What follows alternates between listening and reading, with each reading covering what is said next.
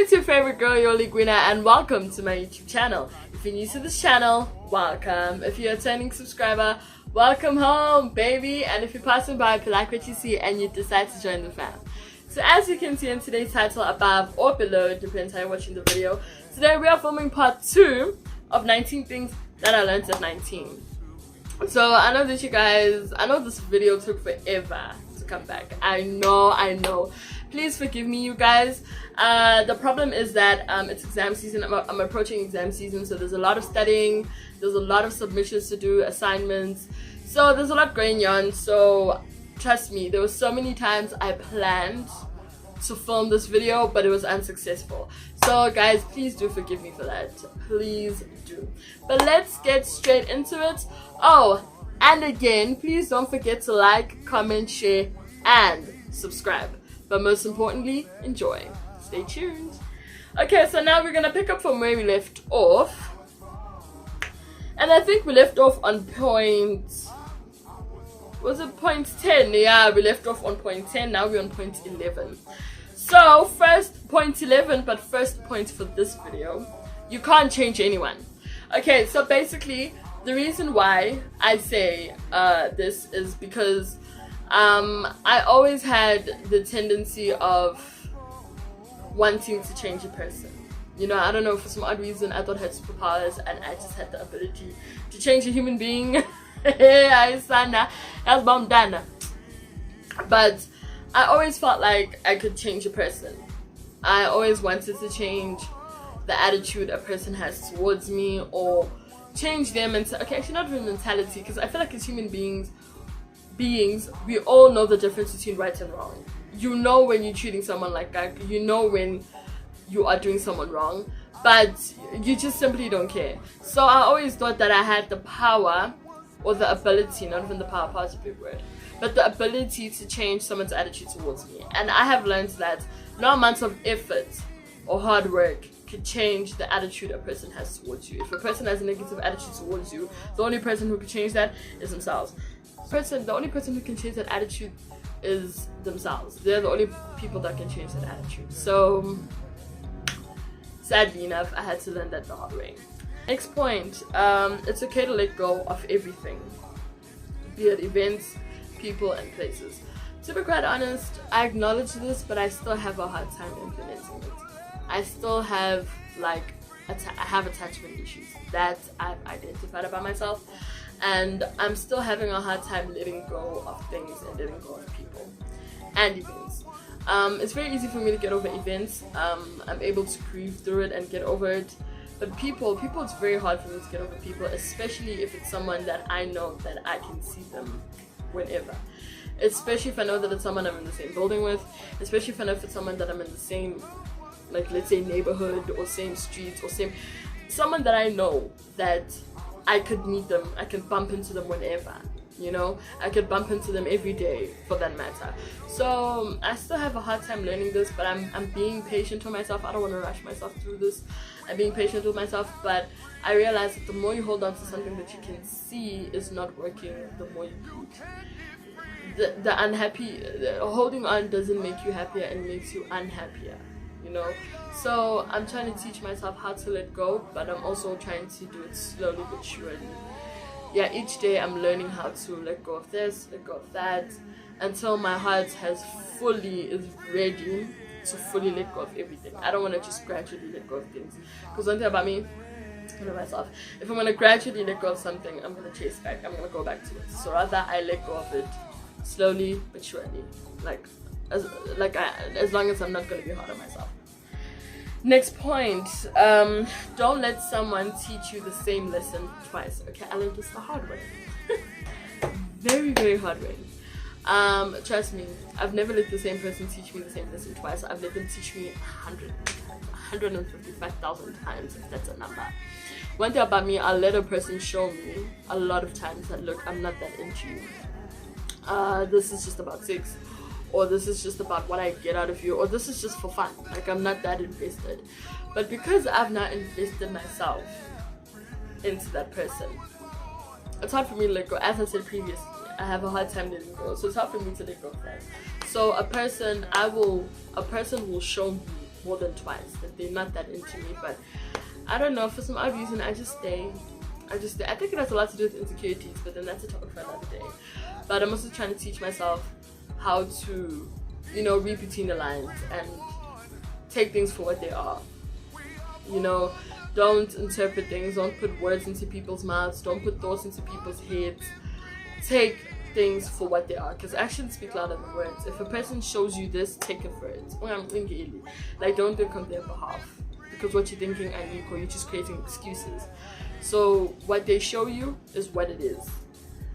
I'm having a hard time with that, a very hard time with that, but I mean, I'll get there. I can tell I'm making progress slowly but surely. I'm starting to realize that, nah girl, this ain't it. But like, obviously I'm being patient with myself. I don't know, I'm so hard on myself. Next point, they always come back. So how did I learn this? So my ex-boyfriends, whenever I break up with them, they always had the tendency of coming back. And I always thought that, oh my gosh, he loves me, he realized that you can't do this thing without me, like, he. Man, one thing I can tell you, exes always come back, especially ladies. Gents always come back, and sometimes it's not, sometimes it isn't for the right intentions. Sometimes, I won't lie, there are some guys who genuinely come back because they genuinely love you. But some of them come back for the wrong reasons. Maybe they want to smash for the last time, or maybe they just want to, you know, benefit something out of you. They want to benefit out of you, so they realize that they lost something good. So they want the goodness out of you, not who you are, but your goodness, your good nature. So he'll come back, not because he cares, but because he just wants something from you. And but I think it's also very important to identify the type of relationship you had with this person. How did the breakup happen? If you know why you broke up with the person, then you know there are reasons of coming back. Yeah, if you know why you broke up with the person, then you kind of have an idea of their reasons of coming back. You always know when a person is coming back not for the right intentions, and sometimes you know when they're coming back for the right intentions, you know. But at the same time, you must one thing I've learned, or I've told myself, is that you have to let someone fight for your goodness. Let someone fight for your heart. As much as you as an individual, you fight for your own heart, but let someone strive for your goodness. Let someone earn it. You know, earn your good heart. I know it doesn't sound good, but like, it is what it is. So protect yourself, to guard yourself. I'm not trying to say not be a bad person in the get-go, no. But let there be standards, let there be levels into getting to know you. That, okay, I know this piece of this piece of don't. You know, let them see the goodness in you grow gradually. Open up your heart to them gradually, not abruptly, but like gradually, slowly but surely. But I am having a hard time implementing that, but I'll get there. But that's a lesson that I learned, and it gets better, you adapt. That's another point. So basically, when I say this, what I mean is that after breaking up with the person, I have a very hard time dealing with those emotions. I'd rather not deal with them. I'd rather deal with the pain of being with them than dealing with the freedom of being without them, because my heart hurts after the breakup. No matter how toxic a relationship is, a breakup will always hurt, because you cared about that person, you know, you loved that person. At some point you probably saw a future with them, but now you have to tell yourself that none of that is going to happen. They are not the person you thought they were. They are now a different person, and that is a very painful thing to learn, you know. So yeah, so basically I'm trying to teach myself that even when you break up with the person, it will get better. You'll adapt to unlearning the routines you had with them. Unlearning, it's easier said than done, but it'll get better. You'll adapt to life without them, you know. Yeah, and you'll find better, trust me. One thing about life, you always upgrade, hey? You always upgrade. A downgrade isn't a downgrade, it's a lesson for you to upgrade. Period. Guys, I should be a therapist, oh please. Okay, next point. Don't exploit people's good qualities. So I'm not one to exploit people's good qualities, to be quite honest, but I learned that I shouldn't be that person. I shouldn't lead up to that person, because I've seen a lot of people exploit people's good intentions and good heart, and to me it's like, child, that kind of sucks. So I think I'm just at 19, I saw a lot of exploitation of people's generosity. So I think I told myself that, you know what, don't be that type of person. Don't abuse someone's good heart, because it takes a lot to be a good-hearted person. I don't want to lie. It's a lot of work. Being a good person is harder than being a bad person. Being a bad person is very easy, but being a good person is hard, because you face a lot of things that aren't nice, but at the same time you need to stomach that abuse or exploitation from people and carry on being a kind person. It doesn't make sense. But I think being a good person has to be a character trait. It has to be who you are. If you're being a good person to people please, then you're not a good person. So I love to believe, actually no, I am a good person. I'm flawed. I'm flawed. I make my mistakes, but I am a good person at heart. My intentions are always pure with people. So I love to treat people the way that they treat me. So yes, ciao. Another point, your body is beautiful. So I do have body image issues. Yeah, self-image. My self-image is very poor, lacking. It used to be a lot. Now it's gradually growing. Now I'm starting to appreciate my body, because I mean, come on. Thick thighs save lives. Excuse me, I burped. Because thick thighs save lives. So why not have thick thighs, child? Period. So slowly but surely, I'm learning to love my body, and I'm getting there. Shit. But so far, so good. Work on yourself for yourself. So I always had this mentality that I wanted to work for myself to attract good things. Of which it's okay. But at the same time, now I'm at a phase where I don't want to work on myself to attract good things. I want to work for myself so I could be at peace with myself, so I could be I could have joy. That even when things are trembling down, I'm still content. I have contentment, peace, and joy. That's what I want. That even when everyone is leaving me, I'm losing friends, I'm beefing with family, my relationship is going south, I can firmly say that, you know what, as much as all of this is going on, I am peace. I'm okay. I'm fine. I'm okay. Yeah, gonna get the up, but at the end of the day, you know. So that's what I want to do. I want to work for myself. I've always wanted to work for myself for other people. For the sake of others, I wanted to work for myself to make a relationship work. Oh, that was me last year. Last year I was in a relationship, and I went to therapy, not for him specifically, but for not for myself specifically, but for him. And that relationship didn't work out. Of course it wasn't going to work out, because I wasn't putting myself first. A relationship doesn't work if you put yourself for last. I'm sorry for that. But I believe that if you put yourself first, your relationship will be a success. But obviously in a healthy way.